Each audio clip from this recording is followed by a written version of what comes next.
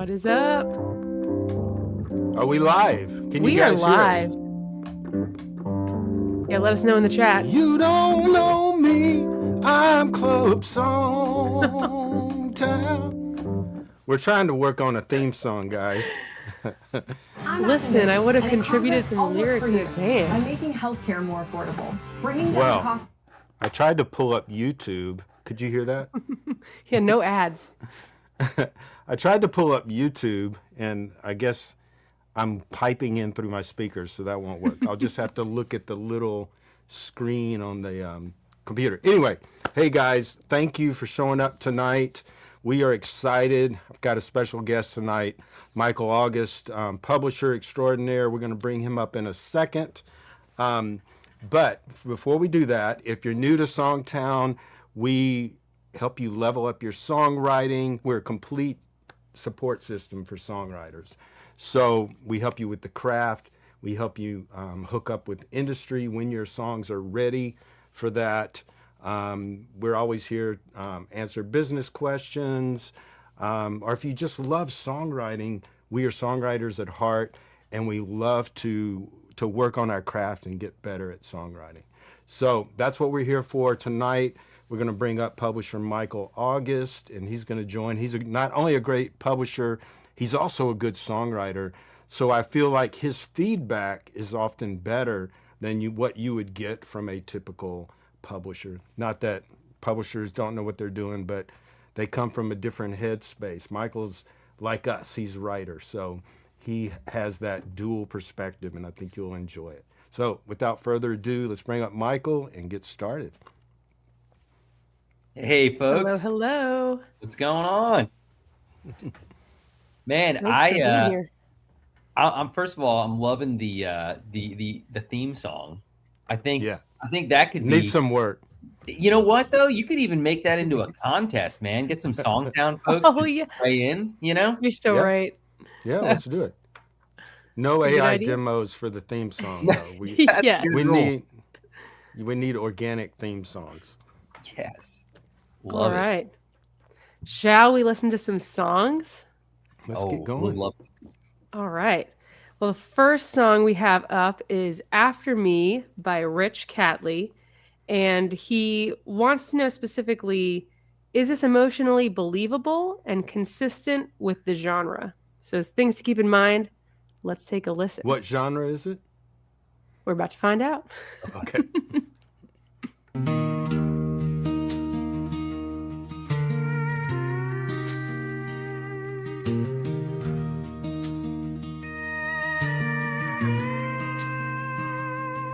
Consider how precious a soul must be if both God and the devil are after me. One's got mercy, the other's got lies, and I'm somewhere caught between the skies. I've been a sinner with a Bible in hand, half in the water, half in the sand, trying to walk straight, but my shadow leans between the altar and the in-between. So pour one out for the fight inside, for the angels that stay and the ghosts that hide. If heaven won't quit and hell won't sleep, then I'm worth more than I used to think. Yeah, consider how precious a soul must be if both God and the devil are after me. Oh man, I love this idea, Michael. I've never heard that before. Yeah. How precious my soul must be if both God and the devil are after me. So that is phenomenal idea. Yeah. Like, got goosebumps right away. That's sick, dude. Well, okay, Clay, question, because I'm on the fence about this. Is it, because my first thought was I was going to say, man, I love a great opening line like that, like hooks you right in. But then, shoot, if that's the hook, do we use it? Should it be the opening? I know. Yeah, I would find a different way of saying that, because when it hits at the end of the chorus, imagine you've never heard the idea. Yeah. And then when you hit that end of the chorus, then it's like, whoa. And so that's why I said I love this idea. I don't think it's totally there yet. Right.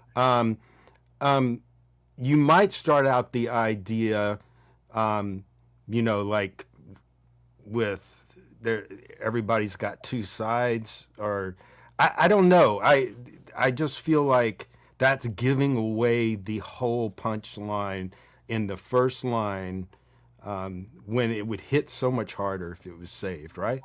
Oh gosh, I think so too, man. And there's a lot of weight, like you were starting to get at right there, that you could lead into that, like you could play into the whole, like, devil angel on your shoulder. Yes, exactly. That whole side.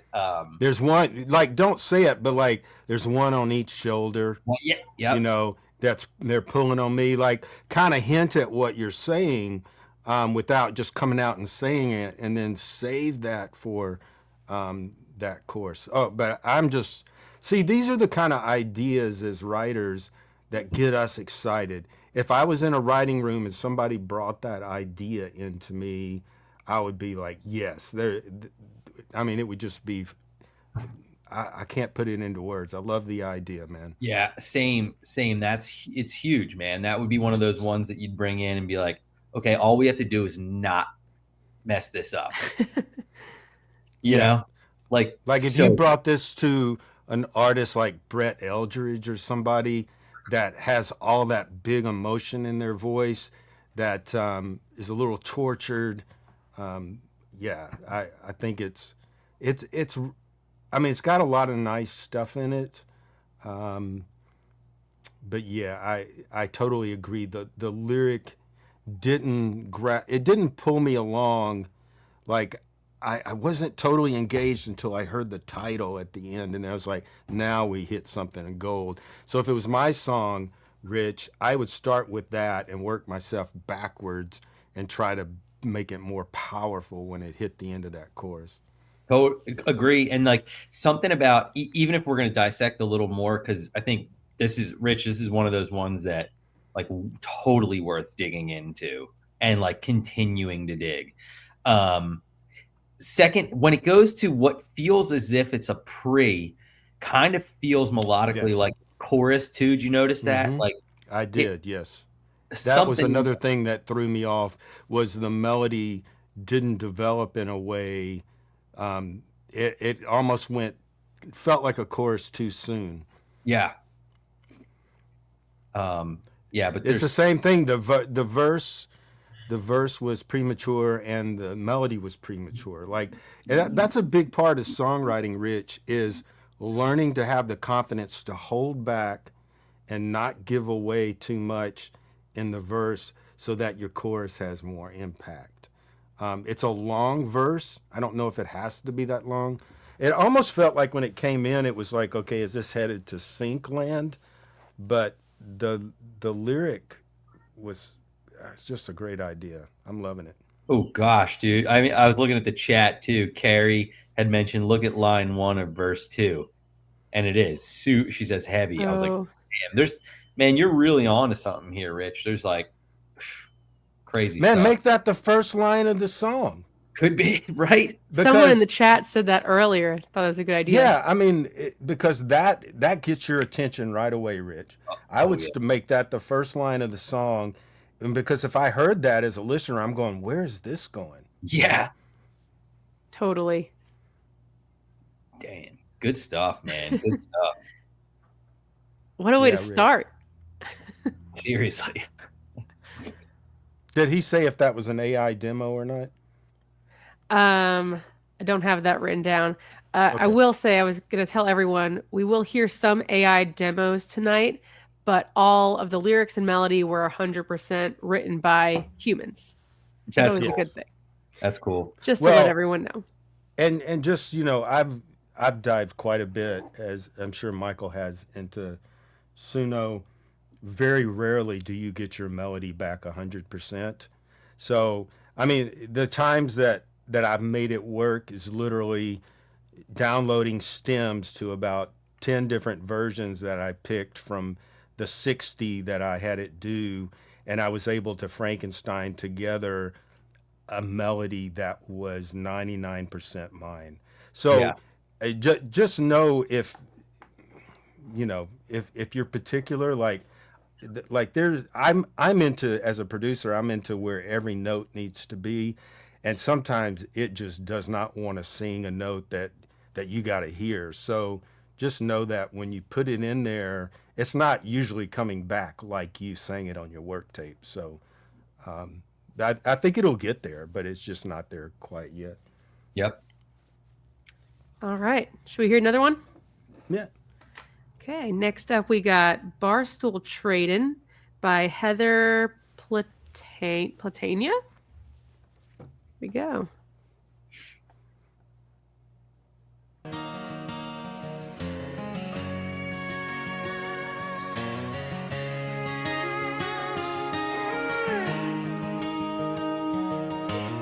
She said, I've tried to bring you back too many times.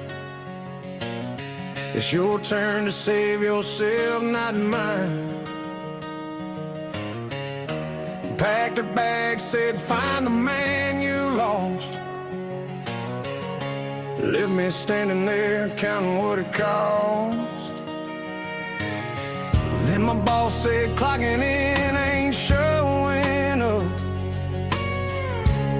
And like her, he'd finally had enough. Told myself again, this town can't fix me.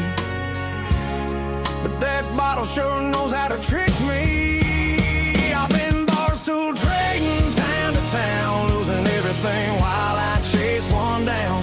New lights, new laughs, the same temptation, thinking I can outrun my damnation. But the mirror don't lie, keep saying you can't heal pain with the poison you're taking. Yeah, I've been barstool trading. Left too many promises broken every time.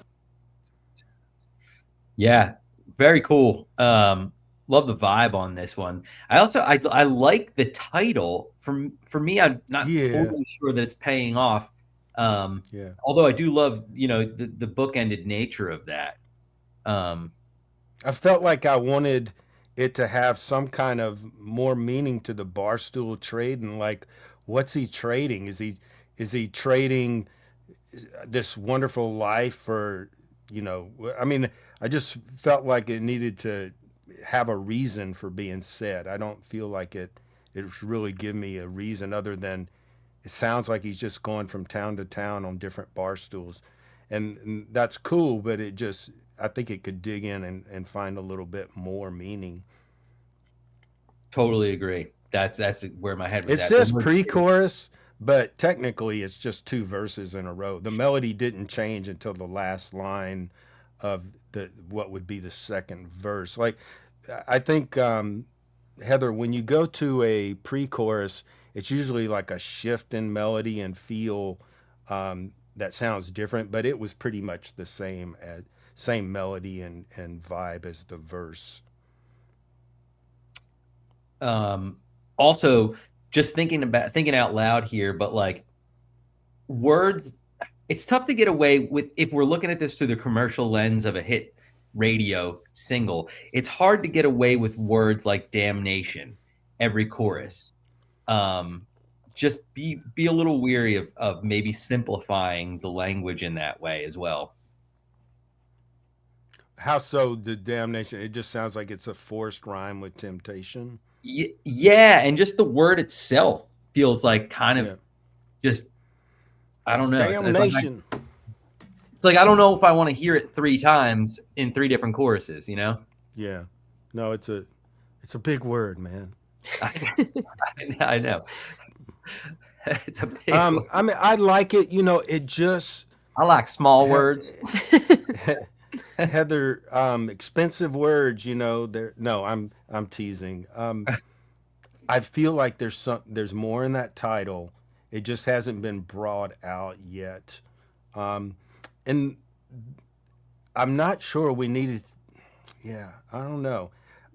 there's technically not a lot of stuff I can sit here and go, well, this is incorrect, but it's one of those where it's just not grabbing me. And I think because the title doesn't pay off in a big enough way yet, that's what's going on. Because it's not that anything is wrong or incorrect. It's just, you can have a perfect song, but it just not pull you and move you yet. And I kind of feel like that's what's going on with this one. Love that. Yeah, and I was even looking ahead too at verse 2, and I mean, you do a great job of some cool imagery, like fell to my knees on a cold motel floor, felt God's grace slide under the door. I mean, it's a very, very interesting imagery and thoughts there. So I know your head's definitely in the right place and definitely thinking outside the box on some lines. So that's good. It's almost like there's too much though. Like it's going in so many directions. The girl kicked him out. The boss kicked him out. Then God's under the hotel door, and maybe I can be saved. It's going through a lot, and then there's a bridge. I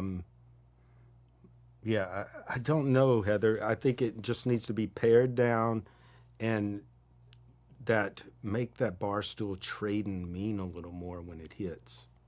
Other than that, I mean, there's a lot of good stuff in there. Yeah. Awesome. All right. Hey, we got 244 people on. We love you guys. Thanks for showing up. Awesome. This is our favorite. I want to do more of this next year where we have more of these because we get a lot of great songs. And it just gives us a chance to get to know you guys. And I see in the chat here, we've got like Chris from over in the UK, Linda's here from Canada. We got a lot of people from all over, and I love seeing you guys on here. Oh, heck yeah. I love it. And Crystal says, I say tarnation more than damnation, by the way. Yes, that's what I was going to say. It might be if back in the day when you had Montgomery Gentry, they would sing tarnation. That's true. All right. True. Let's hear another song. This next one is Brooks and Dunn with You by Brian Henson. That's awesome. Brooks and Dunn with You.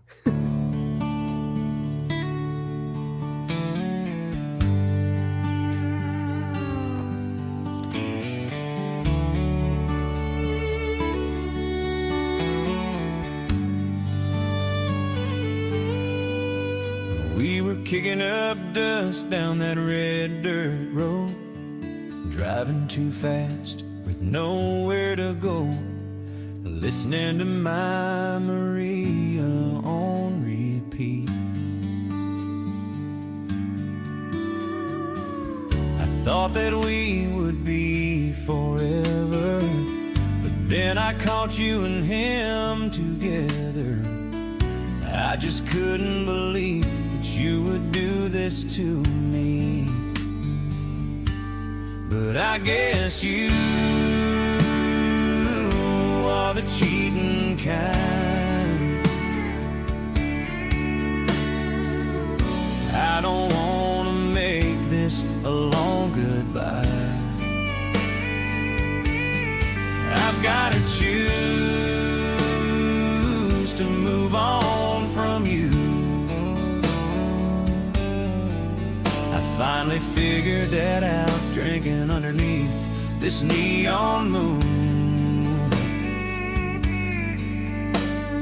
I saw the light and now I'm Brooks and Dunn with you.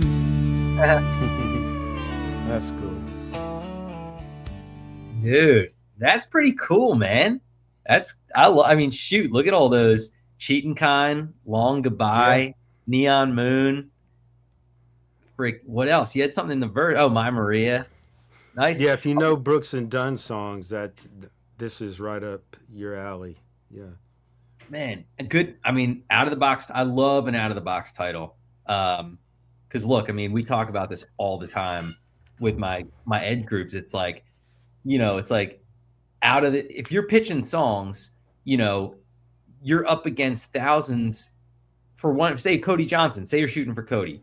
You're up against thousands of other songwriters' songs that are all good to great, right? So what's going to separate it? Once you get to that commercial level where it feels like a hit, sounds like a hit, what separates that from the rest to get cut? And to me, it's always the title and the concept, the idea. And this is a cool outside the box idea, especially if you're, like Clay said, if you're a Brooks and Dunn fan as an artist, it could be interesting. I had one spot that bugged me that you might look at, Brian. When you said, "But I guess you are the cheating kind," I felt like, well, you know, she's the cheating kind. Like, I just felt like it could have been a stronger line there. It felt songwritery, but I guess, like, I mean, she just cheated on you. Are you really gonna go, well, I guess you're the cheating kind? Like, I think you'd be a little more pissed or something. Like, I think an artist wants to have more of an attitude than just being passive sometimes. So you might check out that one line, but yeah, I liked it. Yeah, I mean, and so many cool, like, by the way, also, I think the last 3 songs we listened to are solo rights. Yeah. And yeah, I mean, really good stuff. Amazing. Yeah, it's really cool. And like, just like I'm a sucker for something like this too. Like, I love how drinking under this neon moon, I saw the light. Like, I love a tie-in like that kind of line. It's a very smart writing.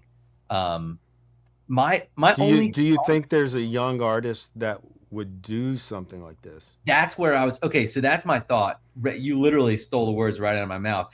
I was thinking about it as I was listening, and okay, track-wise, it feels more mature, right? I wonder if you take the same song and I don't even know what if you made it up tempo? What if you somehow experimented with it a little bit so it felt more young? But I guess you are the cheating kind. Don't want to make this a long goodbye. You might even go, so I won't make this a long. Girl, you're just the cheating kind. So I won't make this a long goodbye. Rather than I don't want to, and I guess I would be more definite, like, so I won't make this a long goodbye. Like, just get more to it.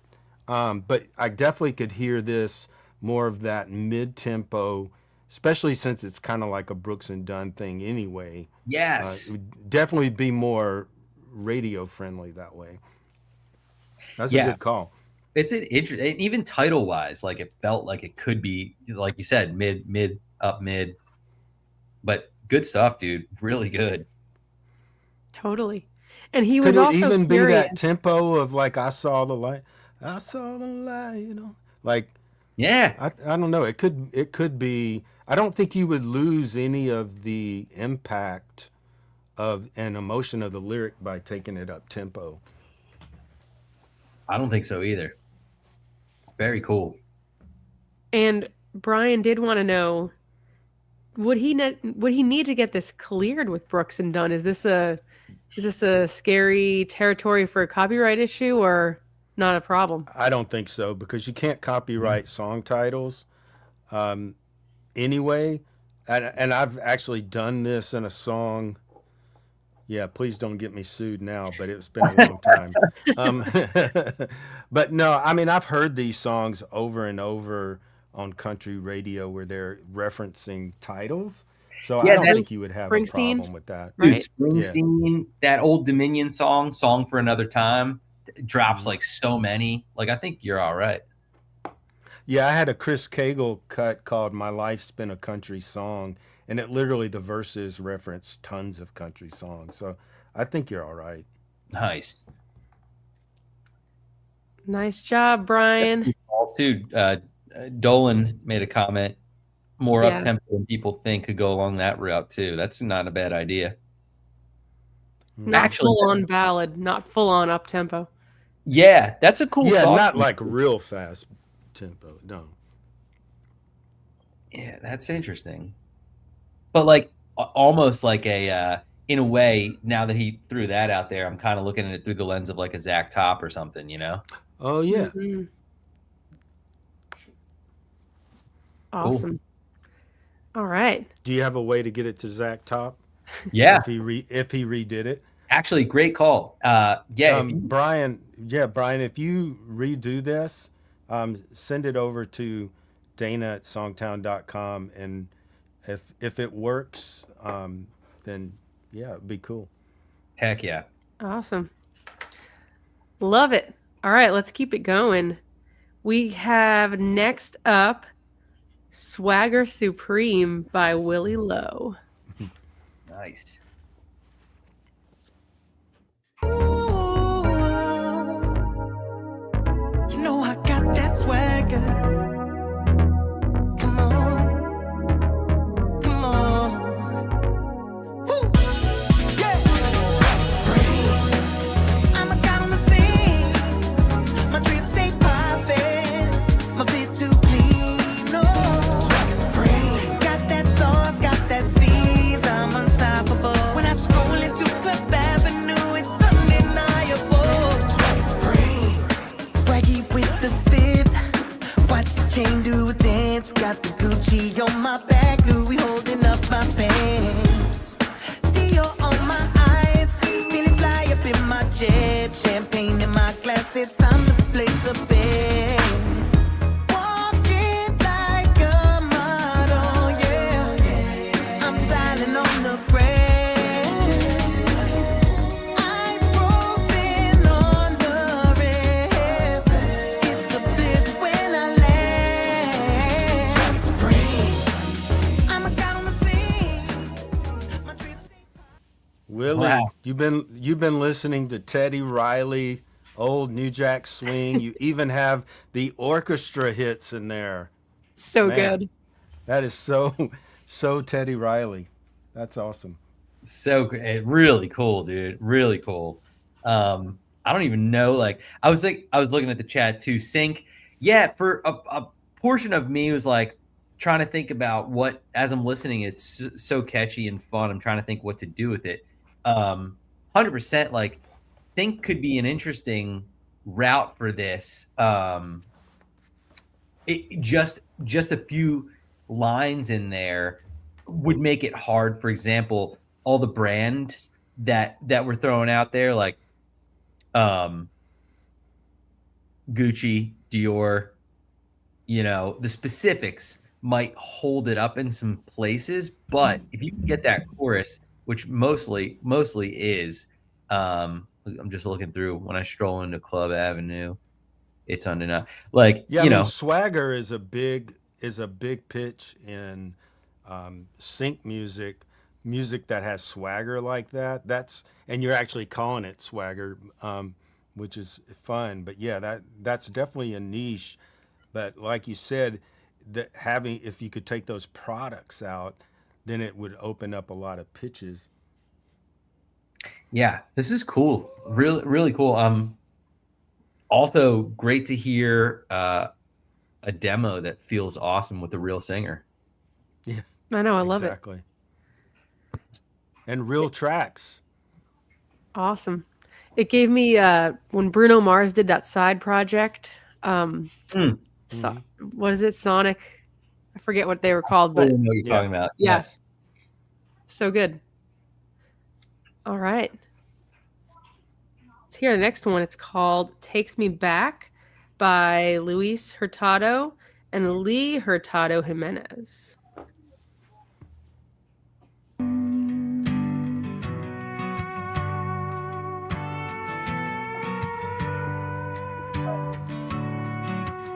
I'd say it's been about a year now.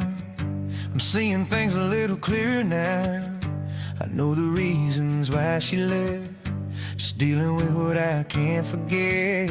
I still remember all the good times, the random just because we could times. Can't even turn on the radio because of where it makes my mind go.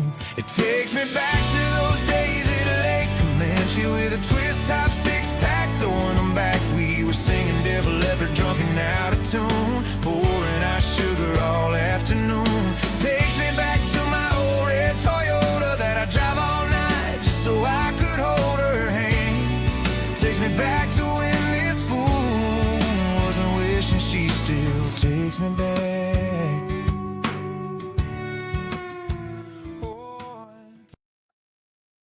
That's cool, man. I like the first right off the bat, looking at smart writing.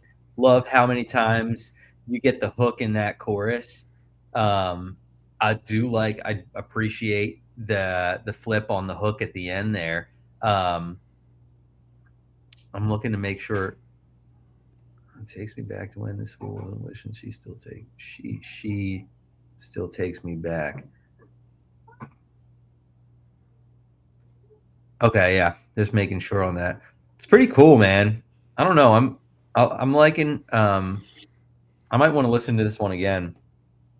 It's like, for me, it's close. I don't know that it totally got me as like, I'm gonna pitch this right away, but I want to hear it again because there's a lot of really good stuff in there. Yeah, it feels really good.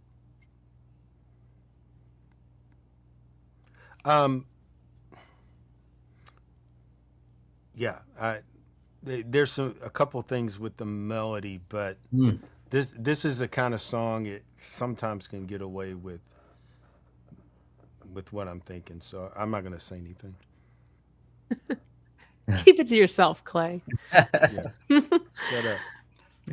Awesome. Well, I'll send a copy to you, Michael, if you want to take another listen. Yeah, please. It feels like it needs a personality on it. Like it needs. I know what you mean. A singer that has. Like, I think there's some singers that could pull it off, but it would need to be a singer to do it, and not. And I feel like sometimes you need the artist own it to make that happen. That's a good point. Yep. And they were also wondering in your opinion, if every song needs a bridge, and specifically, does this one need a bridge?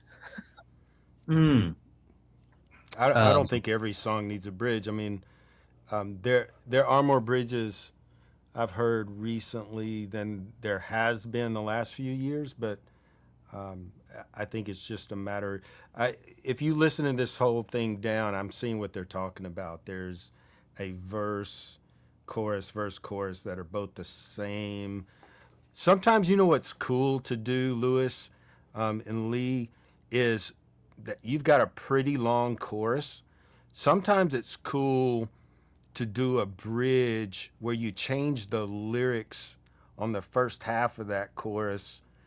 So it's almost like a bridge chorus combo the last time around. That might be something to consider. So that you're keeping the chorus music is the same, but you're changing those lyrics, so it's almost like a bridge for half of that chorus. Just something to make it a little different that third go around. But I feel like there's so much happening musically. It's a long verse, a long chorus, another long verse, another long chorus that it's going to be a long song by a bridge and then another long chorus. Man, that's going to be hard. You might consider chopping a second verse in half. That might give you a little room to play with. As we're talking about this thing, I think a few things that I'm like kind of dialing in a little bit more. One that I want to commend you guys on is, like, we talk about this all the time too, is the conversational tone of the lyric. Like, you do a good job looking at verse 2, right off the bat, like lines like, I wonder if she ever thinks about me, hits the bar as a drink about me. I like this thing too. I take it as a lesson learned thing. You'll get stronger from the hurt thing. That it's kind of cool. Like, it's the language is fresh. It's conversational. Doesn't feel, in some cases, it doesn't feel like it's trying too hard. You could even start. You could write another song, guys. Wonder if you ever think about me. Hit the bar and have a drink about me. Like, just make that the top of a chorus. And write another whole song around that, because it's pretty hooky. Yeah, dude. Yes. So, and then the only other thought I had was, I think how great and visual some of your things are. I almost wish you'd start verse 1 with some some visuals, some imagery, something that could kind of bleed its way through that verse 1. Because I think I was listening and nothing was grabbing me in verse 1 to really, and I think it's because it's right now it's a lot of tell and not a lot of show in that first verse. I think it could benefit from some. Yeah. All right, nice job. Clay's gone. Well, we'll move on without him.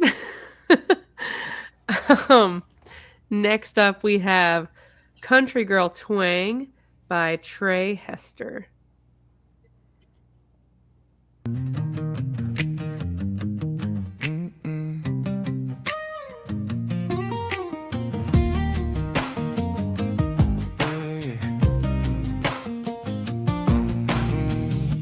She from Jersey, uptown, big promotion, brought her down south.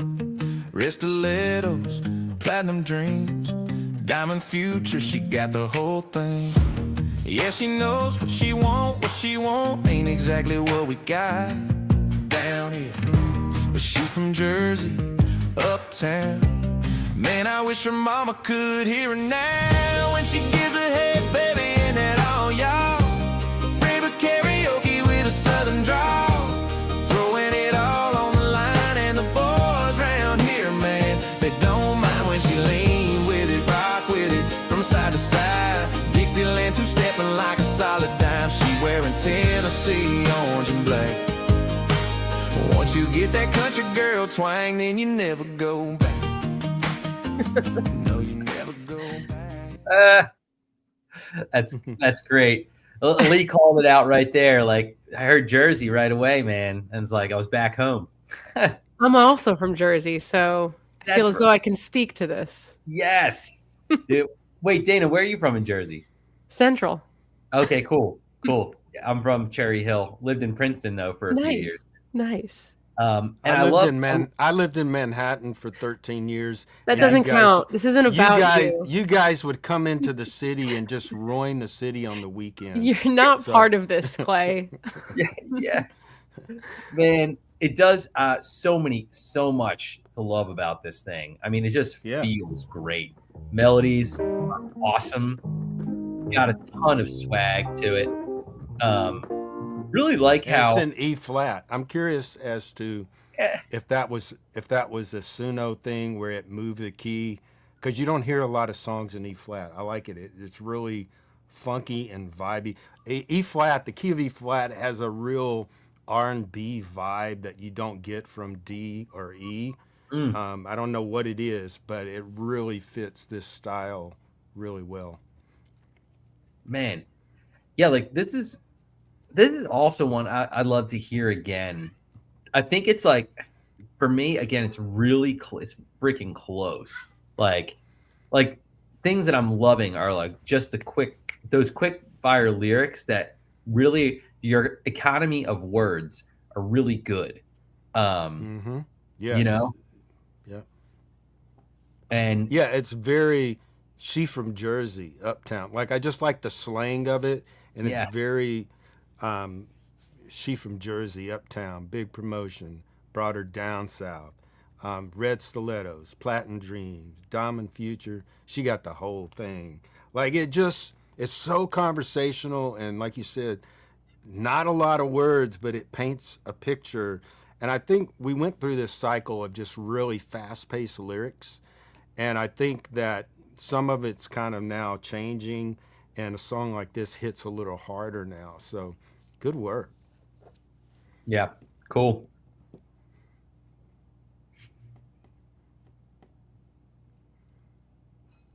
Another solo, right? Yeah. Imagine what you guys could do in the music business if you were co-writing. I know, so many solo writes tonight, which is awesome. But love to the co-writers too. This next one is Out of the Blue by Kirsten Rose Lasley and Hannah Johnson.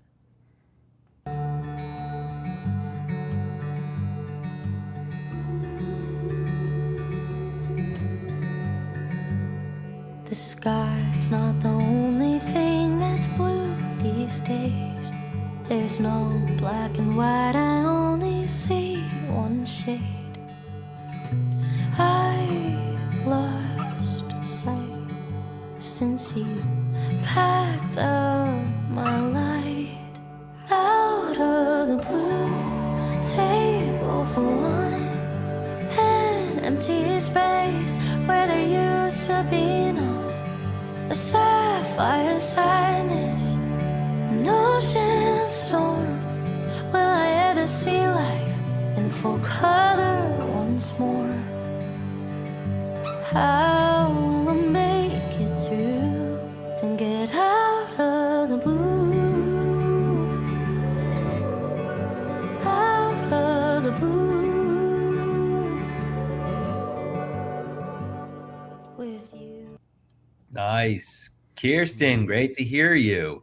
Kirsten is an awesome songwriter, by the way. And I dig this a lot. Really great hook on this. Definitely gonna want to hear this one again. I don't know, Hannah, I'm sure you're awesome too. Actually, your name looks really familiar. Yeah, but she's great a co-write. newer SongTown member. Nice. If it's the same Hannah Johnson. Very sync potential on this one. I think so. I think there's a few different lanes on this one. Definitely sync. Like I'm pretty sure that's Kirsten singing, which you can definitely do. You could go sync. You've got such a great voice for TV and film. If you want to do jump into that a little bit more, but this is just cool. Got a lot of interesting stuff to it. I think sync. Like it's cool to be able to sync, to pitch a sync song that actually has a great hook to it too, by the way. Like that's something that you don't usually get because it's not, that it's not about the flip of the hook usually in sync, but I feel like something like this could be really cool. Could grab some attention. But if it's cool and vibey, that doesn't get in the way, Exactly. Yeah. Awesome. And Julie said you met Hannah at the retreat, Michael, the fall retreat. Oh, yes. Okay. Yeah. Yep. Thank you, Julie. Yes, that's awesome right. Job. Great job. All right. We got so many good songs tonight. Hannah has a great voice too. I actually don't even know who that was then. Yeah, I wasn't sure either. Could be either one of them. All right. Next song we have is Haircuts in Cornucopia by Dimitri Stamos. It's a lot of lyrics.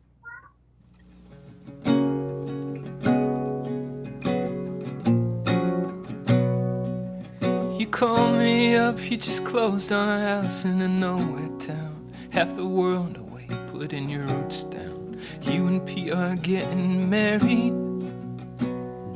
I had a foolproof plan to get off the plane and drive my rental right down on Main and park somewhere and give myself a haircut.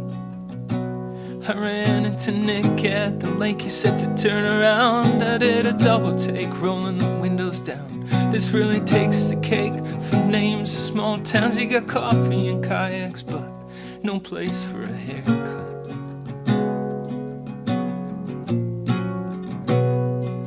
All your makeup's done and now Sarah's up, just as passing out wine and paper cups. And I'm so impressed with your second-hand dress, it looks brand new on you. While Dad's taking photos of our mother, could you spare a second for your slacker brother who's good at having fun but for getting stuff done? He always relied on you. I don't wanna cringe every time I go to open the door of my refrigerator when I'm 64. I found an old pair of scissors in your new junk drawer. I know you're kinda busy, but could you give me a haircut? Yeah, could you give me a haircut? Could you give me a haircut? Then give me a second, cause I'm gonna tear up when they come to get you. Can't you give me 5 more minutes with my oldest friend? Could you save me a dance out on the dance floor. Let's make it an old one. Let's wait for a deep cut before I never really get to see you again. Will I never really get to see you again?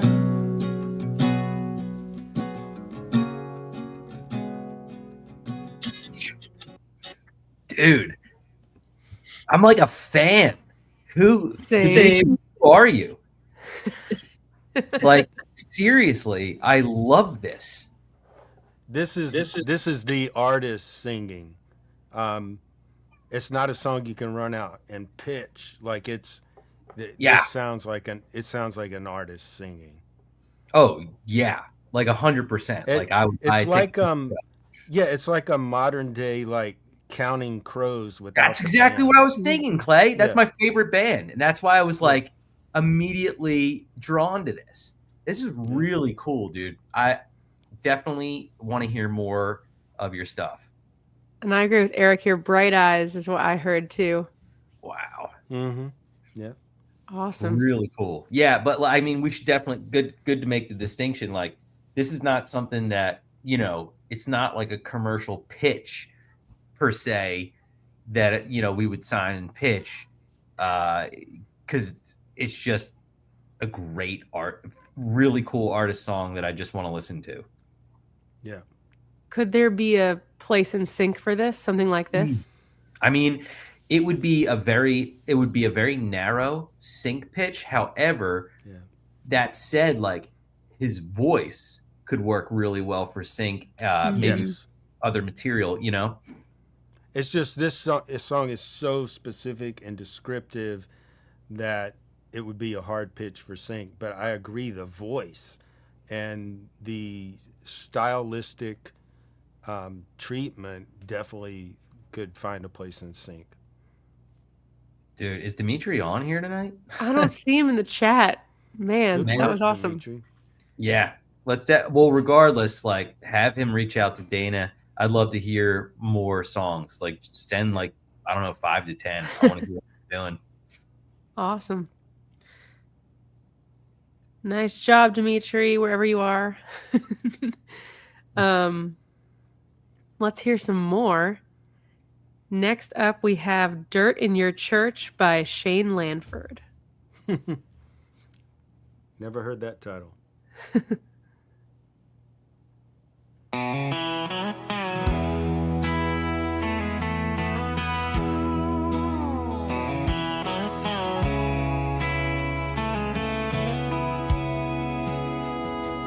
It's been a long time coming, but I know you already know about the stains in my glass and the gravel on my road.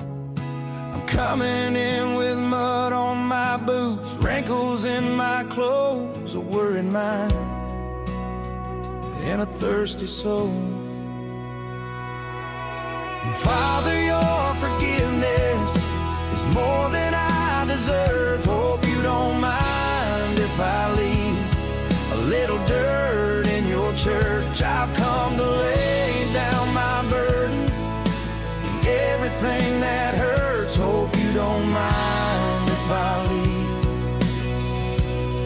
a little dirt in your church.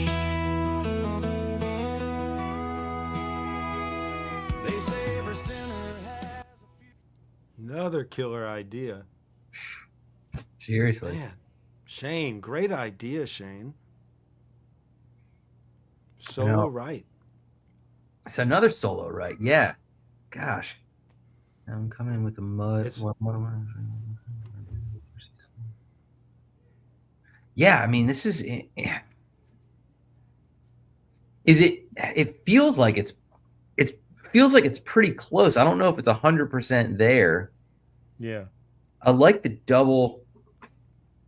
I like how you drop the hook twice and do a good job of, getting the literal aspect of it in the verse. I don't know. I can't tell. My one instinct, like, I know I just said I like that you get the hook twice in the chorus, but at the same time, I wonder if you could just get to that hook at the end of the chorus, Mm-hmm. and maybe it waters it down a little bit the first time by hearing it twice, if that makes sense. I know. I go back and forth on it. I kind of Yeah. like that it's different and it does say it twice. Yeah, there's something there. But maybe this is one of those, Shane, that does need a bridge to pull a little more meat out of it somehow. Because you don't have a lot of lines in the chorus to really make a big statement. But it's nice. I like it. Yeah, really cool too, man. Every sinner has a future. Every saint has a past. Will you meet me in the middle and take me as I am? Yeah, that second verse is so good. Second verse is killer. Yeah. Huh. Always love the sound of it. I mean, that's great writing, dude. Wow.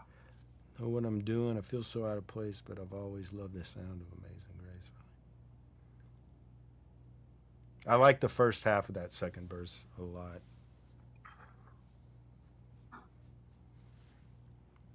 Yeah, I wonder. I don't know, man. This is a great night. Great night of songs. It is. I'm really impressed. This is great job, guys. Man, bar is high. Yeah, let's look at that. Let's grab a copy of that. Let me look at that again. Awesome.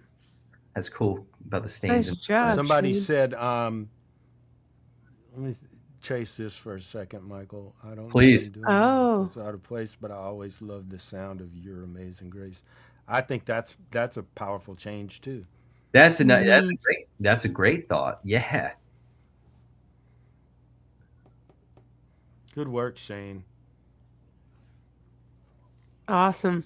Also, by the way, Don had a good comment. I'm looking in the chat there. Need to know more about what his dirt was. Yeah. Yeah.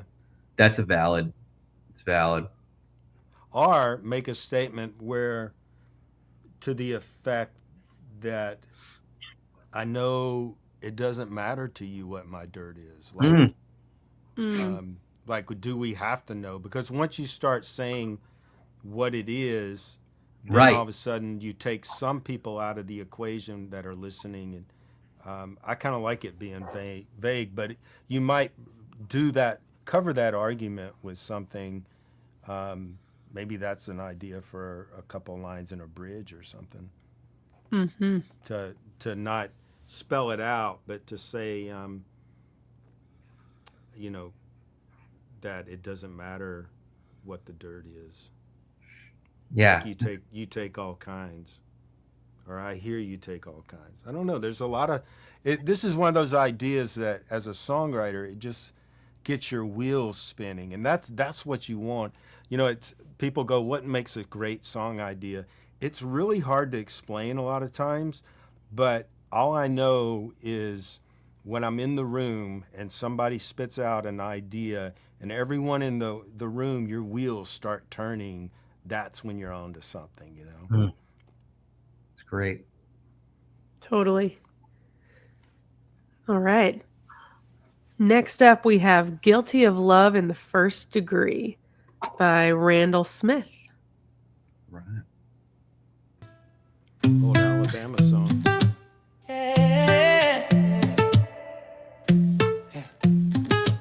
You showed up when I needed love the most. Dark nights when I thought we'd letting go.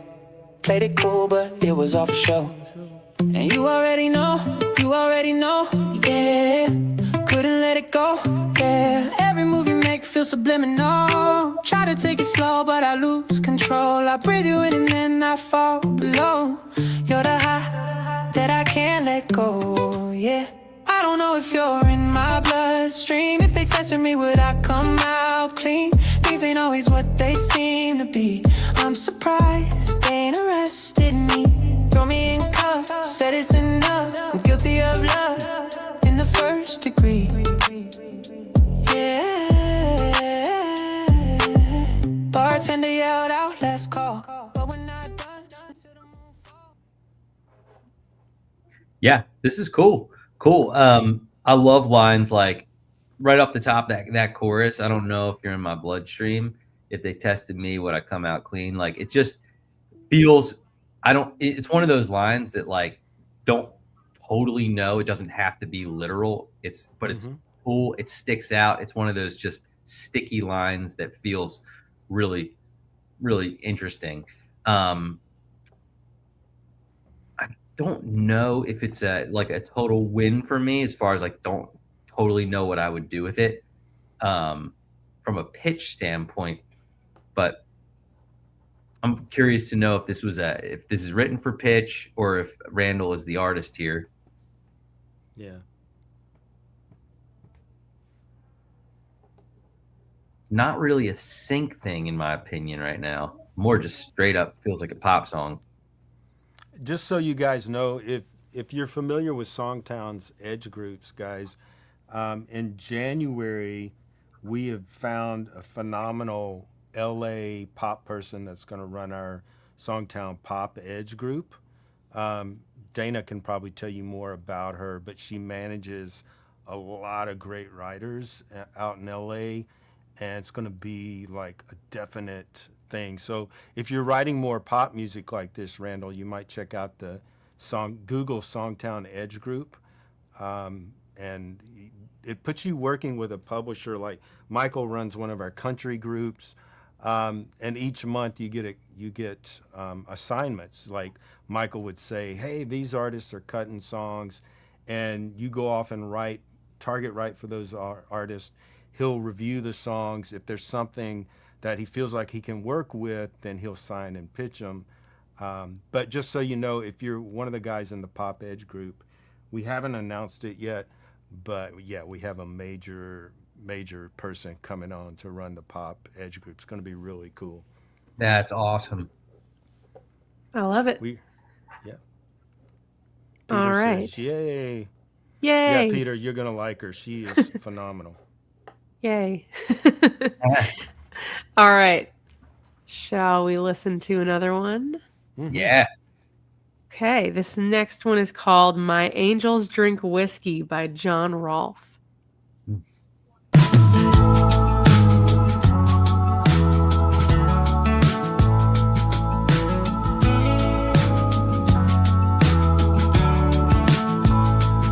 On a day I was born, heaven sent them down to watch over me.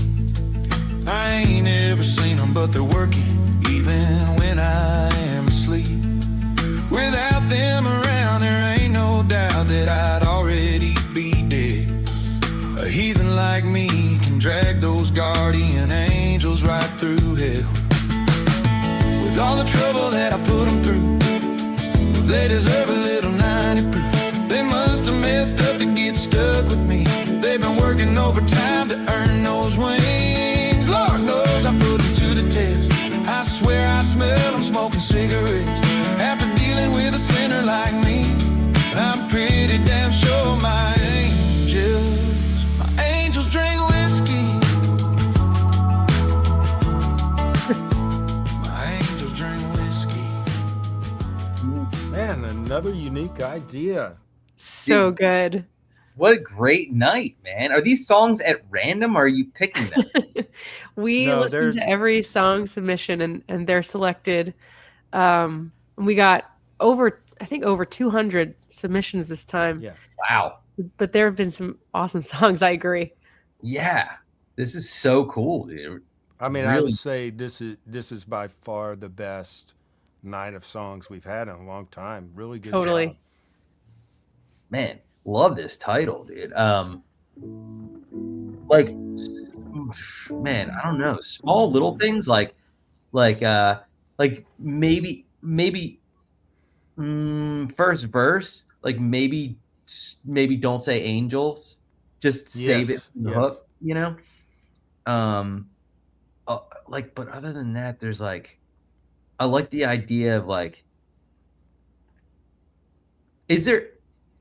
does it totally, it's to me like maybe 90% pays off at the end I wonder if there's I even just more. am so in love with the idea Yeah. um, that, but yeah, this is one of those things that could get a song put on hold because of the idea.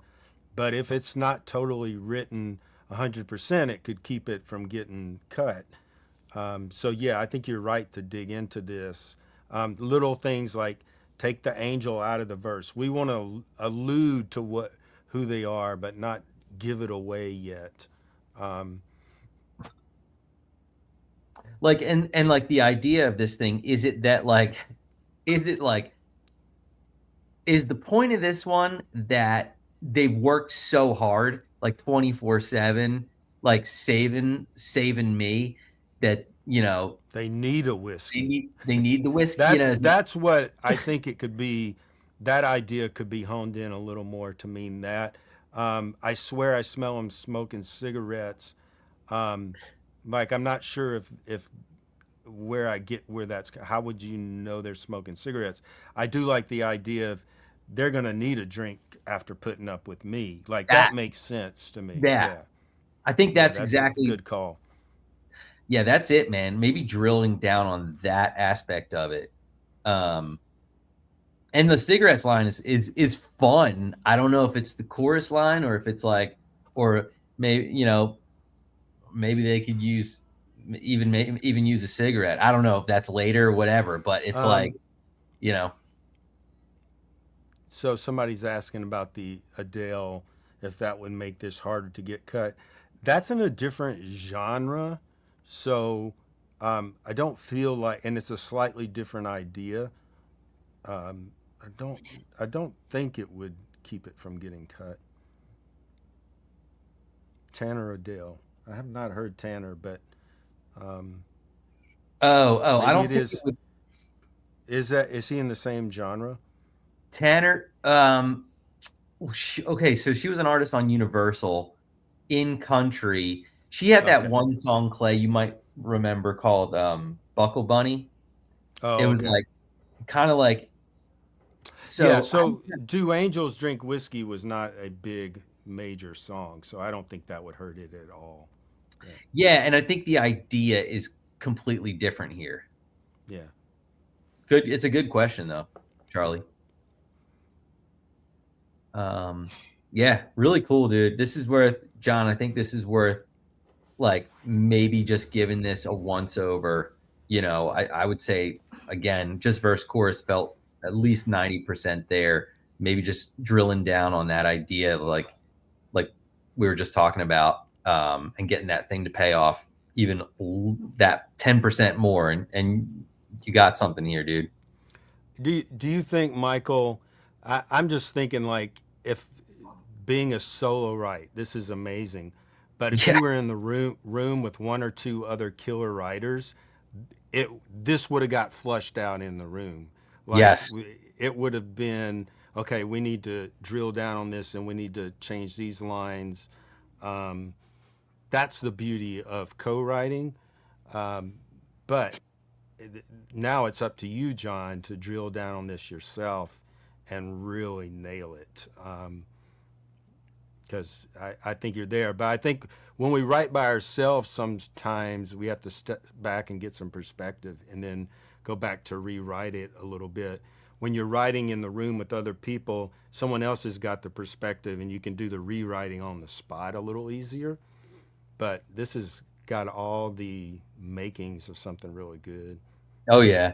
Yeah, and that's a great distinction, by the way. I should mention that. I know I've been saying like, man, another solo write, and for folks that don't know me, I'm not saying that like I'm so impressed you should all be solo writing everything. Actually, I think quite the opposite is like, if you're solo writing everything, get in rooms and co-write like crazy. Because it's so important, like Clay was just talking about. I think solo writing is awesome for the muscle. It is awesome for me as a publisher to hear what you do. What is your voice? What is your, what do you bring to the table as a writer? It's always good for publishers to be able to hear a solo write for that reason.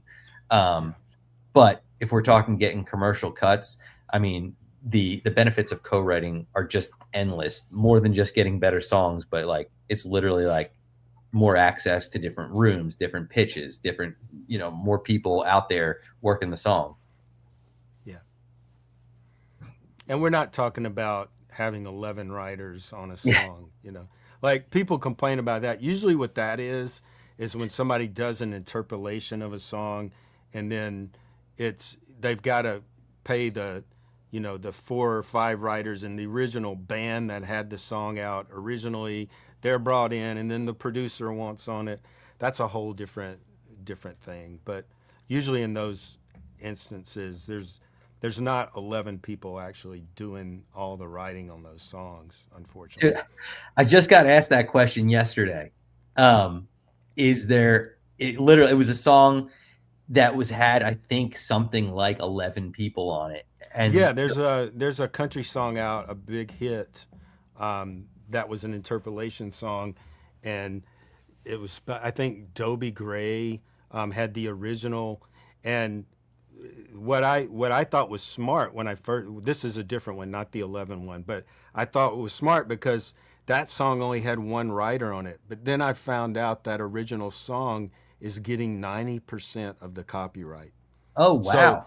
So these writers reinterpolated Give Me the Beat Boys, and then all of a sudden you're thinking, oh, well, they only have to pay one original writer, but that writer is getting 90% of the song.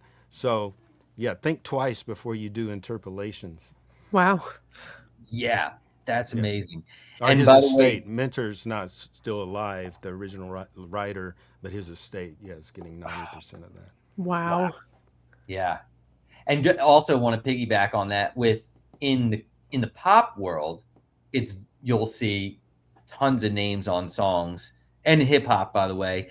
And it's like, they're not all in the room writing it. It gets passed around. Just like somebody throws a beat on it. Someone might just do drums, and get writing credit in that world. It's kind of different. So it's like, where often there's 2 or 3 writers on a lot of those songs, but there's producers and beat makers and people. Somebody, there'll be a big song where somebody that just came up with the right snare drum sound, literally, right, on one song I know of, got writing credit. So, that's a different world than country songwriting world. Yeah, the producer has a lot more clout in that world. For sure. All right. Next up, we have Tennessee Rain by Lee Gibson and Taylor Hardy. All right.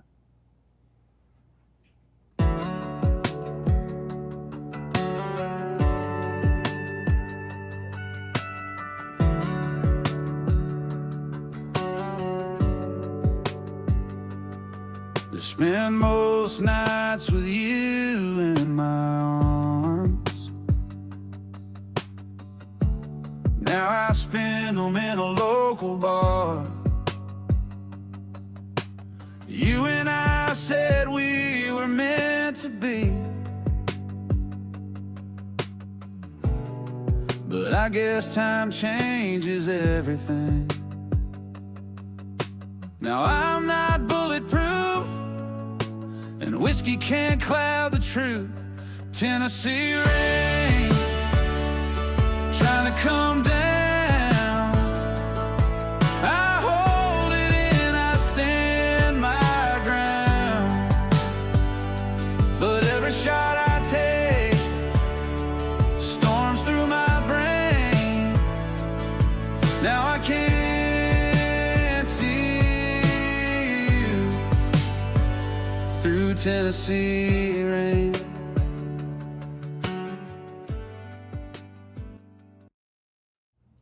Sounded like cool. We had Suno glitching in the middle of that demo.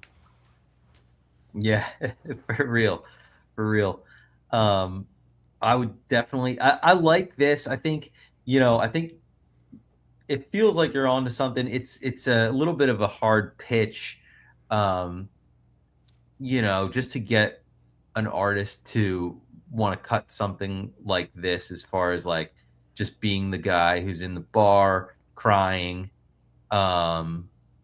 It's maybe now more than ever there is this on the radio, but they're just hard to get cut, really hard if the artist is not writing them. Yeah, and that's the thing. Like in the beginning of the night when we had a couple of ideas that were really fresh and different. The Tennessee Rain, like I Can't See You Through the Tennessee Rain, I've heard that idea over the years a lot of times. So it's harder for us as outside writers to go to an artist and say, hey, cut this song, when the chances are they might have already written that song themselves. And it's just not a unique idea. There's a lot of nice stuff. It's got some cool melody stuff going on. But there's just not, I mean, go back and reference those 2 songs we were talking about that had killer ideas. That's what we're talking about. That's where the bar is. So, and I'm not talking about the local bar. Yeah, that's, man, and that's so. But it's like there's nothing wrong with this song, Lee. No. It would just be hard to get an artist to go, oh, this is killing me, I got to cut this, Man, that's such a great thing to talk about too, with a group this size, this many people on right now. It's so hard. Like when we're talking about this stuff, Clay makes a great point. Like there's nothing wrong with this song. Like there's nothing wrong with a lot of songs, right? It's like, and that's the hard thing about sometimes in my Edge group is like, I want to sign so many songs sometimes, but you got to put it through the lens of like, how are we going to get this cut? Like outside, if it's not with the artist, and it comes down to those outside the box ideas that make it to like Cody Johnson, Dirt Cheap. Like that was something the first time I feel like everybody heard that song, it was a gut punch line that you're like, why did I not think of that? Why did I not write that? It's like so unique. And that's, I think, where Clay's talking about the bar is for outside pitching. Like if you're in the room with the artist and you write Tennessee Rain and you crush it and that artist loves it, man, he might put it out and it might be a hit, but the trick we're talking about is pitching outside to artists who are not on the song, and how do we cut through? And the reason we know this, Lee and Taylor, is not because we're trying to judge your song. I've written over 6,000 songs, and I probably have 3,000 or 4,000 that are like this, and I can't get them cut. And so I want to show you where the bar is. So when you sit down to write, you're starting to look, is this an idea that is going to give people that gut punch and make them feel it, rather than let's just write another song? After you write 1,000 of these, you're going to go, man, I've got to come up with something deeper. I've got to come up with something with more that's going to touch people in a different way. So I'm trying to save you my journey of writing a bunch of songs like this before I figured it out. That's all. We're not trying to judge the song. I've certainly got a whole catalog full of these types of songs. We're just talking about what you got to aim for, And on one day you're going to hit that, you're going to aim for it, and one day out of you write for 3 years and you hit that, and then all of a sudden people are like clamoring to record that song, and you're like, oh, that's what it is. That's what I want to see for you guys. Great. Absolutely. It's great advice. All right. Let's hear another one. This one is I Don't Mind by Xavier Schwartz. And he wants to know specifically how to progress through the song more while adding contrast to keep the audience listening.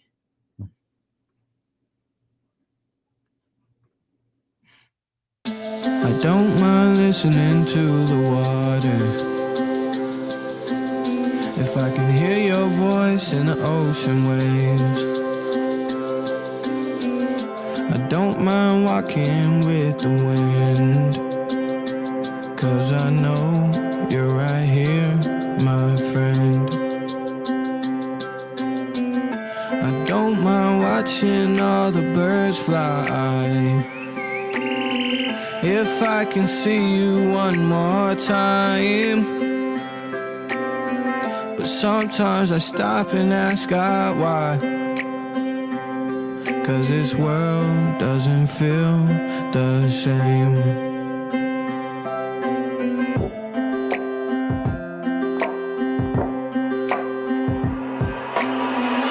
I don't mind sitting out on the beach, 'cause the way that moonlit sky lit up your cheeks. I don't mind checking up on my mama, she reminds me of you to a T. I don't mind opening doors for strangers, it's just how I was raised to be. And I don't mind drinking a bit of whiskey, but when one turns to two, then three, I might get mad and start a fire. Ain't felt this way in a while, and sometimes I can't handle what it brings. And I'm not saying I'm not crazy or anything, but I don't mind it if it brings you close to me. I don't mind wishing. Yeah. Hey, I want to jump in, Michael, first on this. Please. So, Xavier, you're asking about keeping people's attention. So, I have, if you email me, clay@songtown.com, I'll send you my melody contrast checklist, because there's things in there that would help. For one thing, your high note throughout almost every line of your verse and your chorus is an A. It never changes for your entire song. So that's going to get old to people. It's going to make them tune out. The other thing is you're coming in 4 verses in a row right after the downbeat with your vocal. So 1, I don't mind. It's just too much of the same. So you got to start varying up between sections, varying up your entrance point. We got all the way to the chorus before that changed. So there's things that you can do. Only sing 2 verses before and then go to the chorus. That would help rather than 4 verses. But I can send you that checklist, and that will help a lot, because there's things that you can easily tweak on your songs that'll keep people's listening. Yeah, agree with everything Clay just said. And then just really looking at this thing as far as like putting the publishing hat on, like what to do with this type of song? Like, are we looking at this through a country idea? Is this an artist thing? Because you do have a cool sound. I noticed folks in the chat commenting on how they liked your voice, how it sounded like country 21 Pilots. There's definitely, you've got a cool sound. So the question is like, this is like, might be a little too poetic in spots for the country format for pitching. And I don't know if we're going pop with this thing either. So it's kind of living in that a little bit no man's land where I wouldn't totally know what to do with it. I do like some of the basic idea of like, I don't mind, and then a list of things in a verse, and then in your chorus, if it brings you close to me. And that concept can work, Xavier. It just, like Michael said, depending on what audience you're going for, like I don't mind listening to the water if I can hear your voice in the ocean waves. That isn't so much of like a country audience, but it could work somewhere else. So I don't have any idea kind of what you're aiming for there. But I mean, there's some good stuff in there. Mm-hmm. Yeah. Awesome. Cool.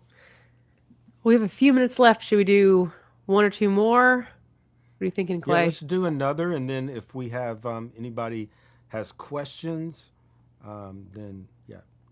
Sounds good. All right. Let's end on a fun one. This is Santa's After Party by Mark Lambert and I think it's supposed to be Mary I Grace. think I've been to that before. Yeah.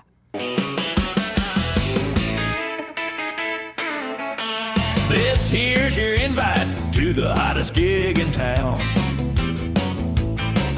Santa's after party soon as he ends his rounds. The elves have been jamming, yeah, they're ready to lay it down.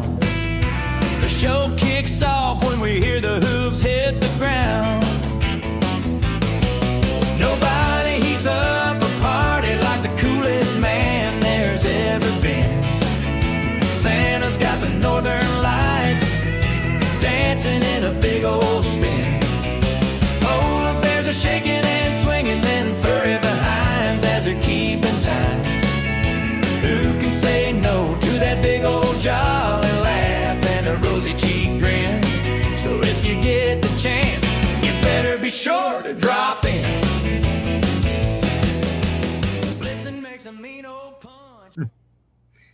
That's fun. That is fun.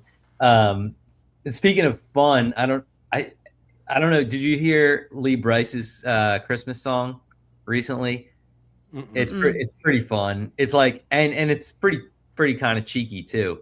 But yeah, this is cool. It's got a lot of good stuff to it. I wish like the idea in the chorus there was a little bit more of the idea of Santa's after party. I see in verse 1 you landed it there, but you know, maybe a chorus just goes on maybe like a smidge too long. And something about just trying to land that hook in the chorus. Something about what happens after Santa's after party. Like the morning great. after Santa's after party. It's great. It's great. Yeah, but fun, guys. Good outside the box thinking, you know, because like Christmas songs are also very like at Demolition, we need Christmas songs, like for sure. And Christmas songs are like, if you're going to get an artist cut on a Christmas song, like we've been talking about the whole night, it has to be something interesting and different that, you know, the artist hasn't heard, or there's just going to cut a standard that everyone loves. Yeah. And the time to pitch those are back in the summer. That's it. That's exactly right. It's for sync too. Yeah, sync, they call it Christmas in July. Mm-hmm. So that's the month to pitch for sync for Christmas. Nice. Okay, Awesome. so any questions? Yeah, put your questions in the chat. And I'll say once again, Dana, if you're new to SongTown, we support writers. We help you work on craft. We have over 1,000 lesson videos on SongTown. We have groups run by publishers like Michael, our edge groups that put you in touch with the industry. When your songs are ready for that, you have to apply to get into those groups. We have live lessons weekly in all kinds of genres. We have pro feedback on your songs. Every month you get song feedback. So there's a lot of good things. Check out SongTown if you haven't before, because it's a thriving community. We've had people go on from our edge groups to write #1 country songs, #1 pop songs. There's no better training ground for songwriters, I think, than SongTown. So I'm a little biased, but I've yet to see, because what we do is we share everything we do in the pro world with our members. So we're not just some YouTube person that never had a songwriting career, not to put them down, but there's a lot of gurus in the world that haven't actually done it. So we're not sharing rocket science. We're just sharing what we do every day as professional songwriters and publishers. Absolutely.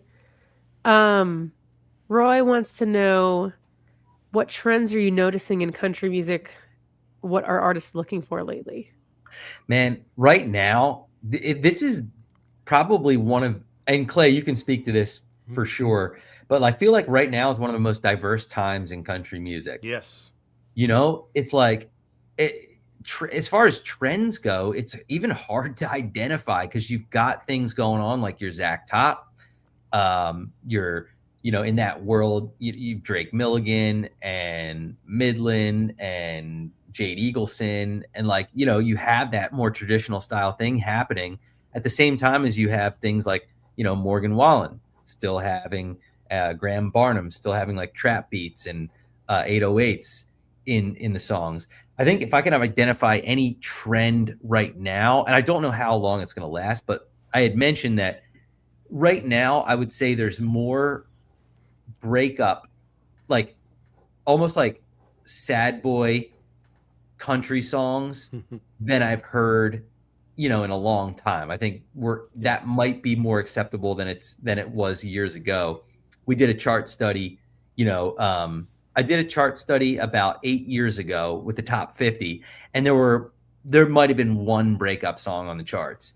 And then we just did another chart study last year, and there was I think it was about 12 breakup songs in the top 50. So that was a significant trend we noticed. We got to get people happy again, though, Michael. I know. It's like, I'll tell you what, this feels like what I would call the grunge era of country, and the grunge era didn't last long, honestly. Yeah. Because people don't want to be sad that long. Totally. Sad boy country. Yeah. Man, and I'll tell you what, if the grunge era, let's talk trends for a second. If we're in the grunge era of country now, and because I do feel like we were maybe in the hair metal era before that of country, right? With your Aldine and, bro country, everything was so freaking like happy and positive. And so if we're on that trajectory, what's next is boy bands. You're so right. I'm so ready for that. Right. Boy band, that's it. The quartets are coming back. That's it, All man. right, somebody's asking, can we do a marathon Club SongTown? Alex, that might be, maybe we'll pick a Saturday sometime and bring on just like 3 or 4 publishers each for a couple hours and just do a marathon session. That might be fun. That would be super fun. Count me in. Who's pouring drinks? Yeah.